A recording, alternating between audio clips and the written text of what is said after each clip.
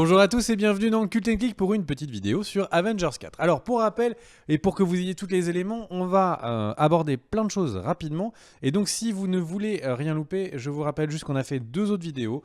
Une qui résumait ce qui se passait dans les comics après Avengers 3, après le Gantelet d'Infini. Et on a fait une autre vidéo qui est également sortie un peu plus tôt, qui était sur pourquoi Ant-Man allait tout changer au MCU de notre point de vue. Et ça amène aux informations de cette vidéo. Alors, Avengers 4, déjà des informations simples et claires. Le titre qui tourne énormément en ce moment, c'est Avengers The Endgame. Ce titre est normalement, si on croit ce que nous disent les producteurs du MCU, est complètement faux. Ne croyez pas ce titre parce que les frères Russo, donc les réalisateurs du film, ont clairement dit que le titre n'aurait jamais été entendu dans Avengers 3. Or, Doctor Strange dit la phrase Tony, this is the endgame. Donc, s'il le dit, que c'est une catchphrase dans le film et qu'ils ont dit que ce ne serait pas une catchphrase qui est utilisée pour la suite, eh bien, vous pouvez l'oublier. Par contre, c'était peut-être un titre de travail du film qui, du coup, a été réutilisé.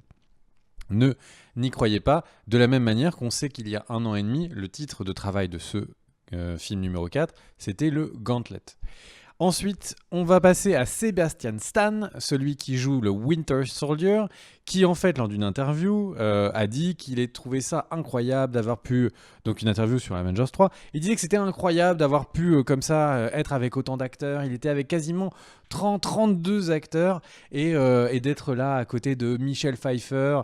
C'était vraiment un honneur pour lui de jouer dans une scène avec autant de super-héros. Sauf que problème, cette scène n'existe pas dans Avengers 3.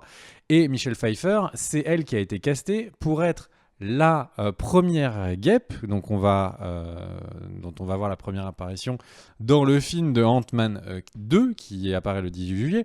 Donc, en fait, il vient juste de nous spoiler le fait qu'elle allait sans doute être sauvée de la dimension quantique dans Ant-Man et donc apparaître dans le futur film. Les points d'après, alors... On vous a fait une vidéo sur Ant-Man sur qu'est-ce que ça a amené. Si je vous résume les choses pour ceux qui ne veulent pas du tout voir les vidéos sur Ant-Man, eh bien si on vous résume les choses, en fait Ant-Man et les dernières informations autour du film laissent à penser que Ant-Man va être la première vraie introduction au multivers, aux dimensions parallèles, et notamment grâce à la dimension quantique qui leur permettrait de voyager. Alors, qu'est-ce que c'est que ces dimensions parallèles ? C'est en fait une infinité de terres qui ont tous un temps, une durée, mais qui vivent tous en même temps et dans des phases d'existence différentes. Donc on peut imaginer par exemple dans Avengers 3, quand on est dans la dimension de la pierre de l'âme, eh bien c'est une autre dimension. Et là c'est pareil, ce sont plein de dimensions, les unes en même temps que les autres, aux mêmes endroits que les autres. Et en fait, il y aurait à la fois la magie, mais là, Doctor Strange n'est pas là, et il y aurait la science grâce à Ant-Man et à Hank Pym pour pouvoir se balader. Et alors, vous allez me dire, mais t'es sûr que c'est compliqué comme concept ? Alors, ce qu'il faut savoir, c'est que c'est un concept qui est extrêmement utilisé dans les comics. Pour ceux qui sont fans de DC, il y a par exemple Superman Red Son, où en fait, c'est l'univers où Superman arrive en URSS et devient un leader du Parti communiste.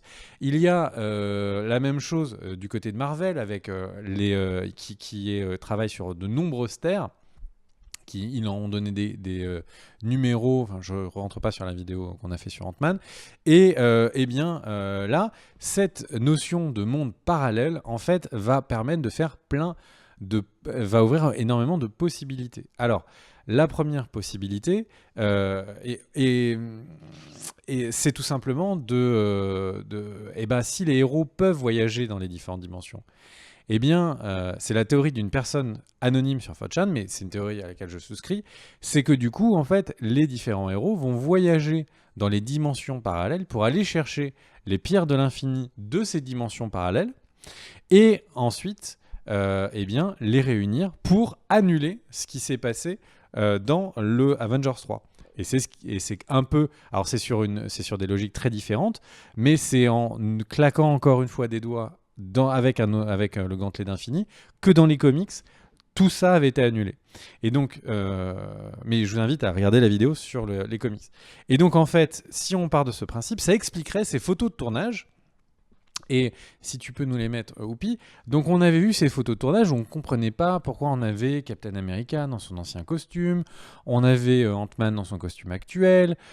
On ne comprenait pas vraiment tout ça. Mais ensuite, il y a eu beaucoup de personnes qui se sont posées des questions sur des détails. Et donc, si tu peux nous mettre l'image d'après, et notamment sur un détail, c'est que de nombreux personnages avaient sur leurs mains, si tu peux zoomer du coup sur la main, un appareil qui, donc on le voit là, juste en bas à droite, ils avaient un appareil que les gens ne comprenaient pas.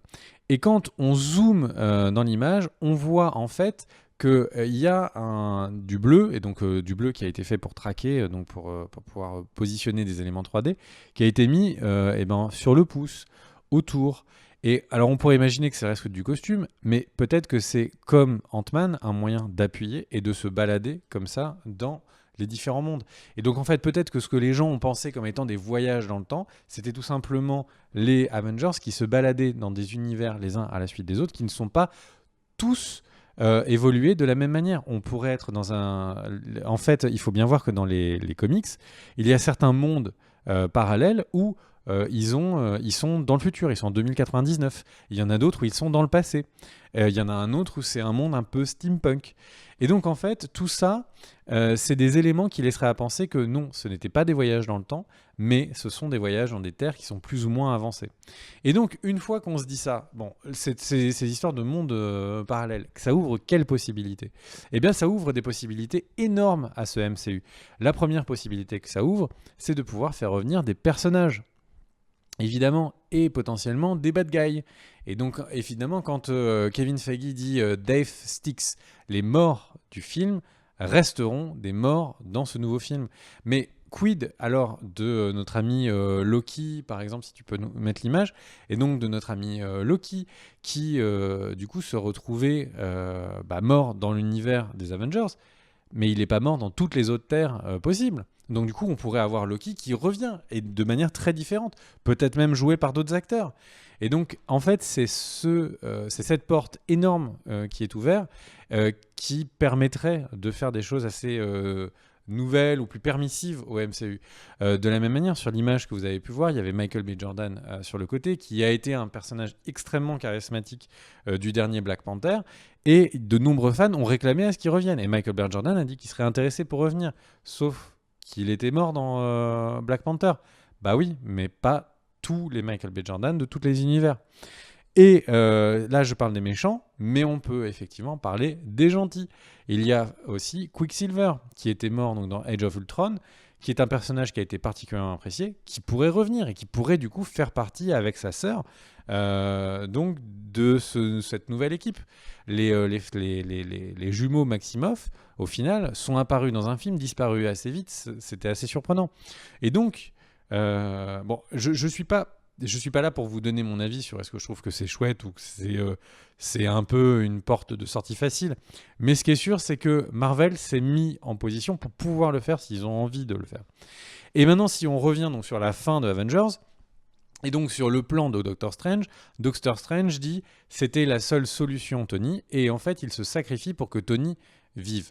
On peut se poser la question pourquoi, et encore une fois, sur 4chan, des sources anonymes ont laissé, alors info ou intox, on ne sait pas, mais ça a pas mal de sens, l'idée que en fait Iron Man, comme il a déjà fait dans les comics, eh bien se crée un gant qu'on appelle le Iron Gauntlet, et donc ce gant, il peut porter les pierres de l'infini. Parce qu'on rappelle que les pierres de l'infini, dans les films Marvel, quand un humain les prend, il explose, parce qu'il ne peut pas gérer la puissance, et on rappelle aussi que le gantelet est complètement explosé à la fin du troisième film Avengers, du premier Infinity War.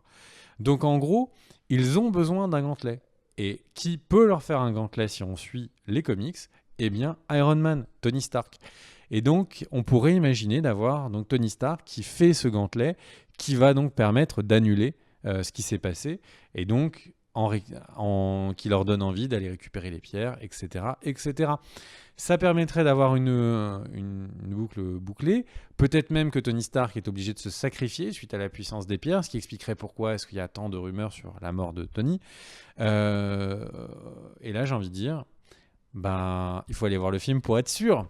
Tout ça ne sont que des théories. En tout cas, moi, je me suis beaucoup amusé à faire ces 3 vidéos pour vous en prenant la piste des comics, la piste des informations du film qui va sortir et en prenant la piste des théories qu'on peut trouver un peu partout sur le web et le dark web.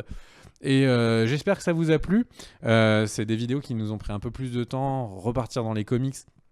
Et donc, ça me fait toujours plaisir. Si ça vous a fait plaisir, n'hésitez pas du coup à mettre un petit pouce bleu sur la vidéo si vous l'avez appréciée. N'hésitez pas à vous abonner si vous avez apprécié ces vidéos et si vous en avez d'autres. Les commentaires pour toujours aider au partage de la chaîne. Et bien sûr, le Discord des tipeurs. Émission tipeurs. Des bisous. Ciao, ciao.